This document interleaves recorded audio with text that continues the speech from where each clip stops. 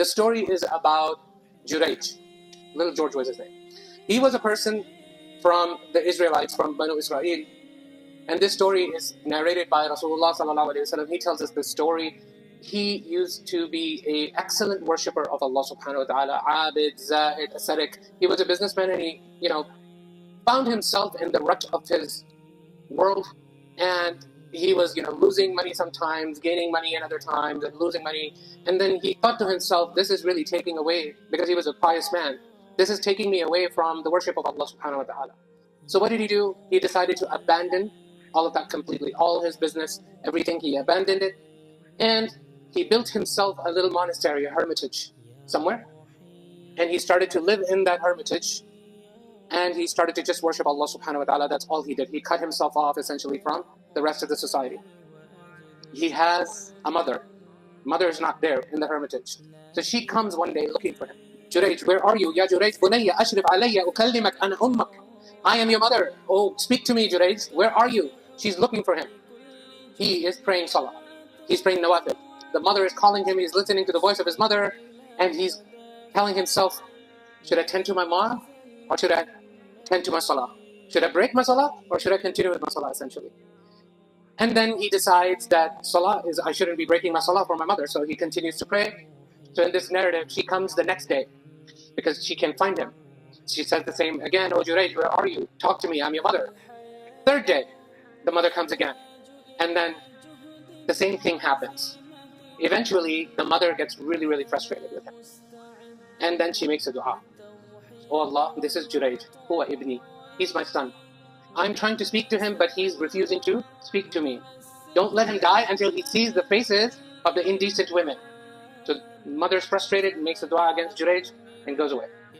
Now, he's a worshipper, pious man, and there's talk in the town. Is he really that pious? Is he doing something sinister in the hermitage or monastery? Allah knows what they're thinking. So there was a woman in the city known for her beauty. And she's like, if you guys want, I can test him for you guys. Would you like me to test him for you guys? And they're like, yes, test him. We want to see if he can really pass the test. So she goes and lures him. And Jurayj obviously refuses to come under her seduction. And then she gets frustrated and goes away. So underneath the hermitage, there's the shepherd.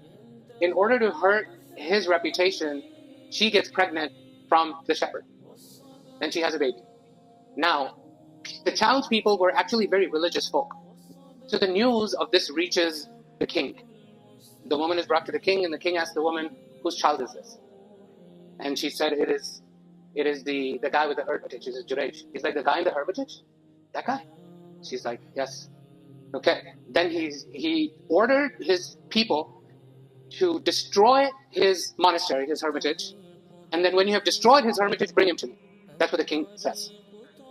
Then they come with their hammers and their axes and whatnot, and they break his hermitage. They try to tear it down. He's praying inside the hermitage. Then he comes out after his salah. And he's like, what did I do?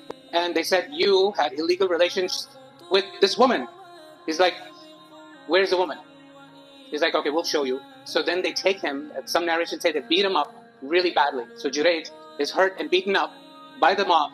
And the mob then ties a rope around his neck and they drag him through the city.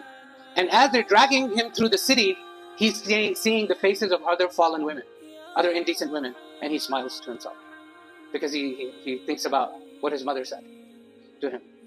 And then he's eventually taken to the king. And the king said, do you know what she's blaming you for? She's accusing you that this is your child. And he looks at the child and he's like, okay, let me pray. So he prays again, goes to the baby, and just taps lightly the stomach of the baby and asks the baby, who's your father? And the baby replies, it is the shepherd. The baby speaks, and then the people are amazed. The king is amazed. And they start to come to him and praise him because a miracle, amazing miracle just happened. They start to praise him and elevate him. They start to rub themselves against him to get barakah because he's a saint now, because he just made the baby speak. And the king said, and the people say, let us rebuild your hermitage. Let us rebuild your monastery. Should we build it with gold for you? He's like, no. Should we build it for silver for you? He's like, no.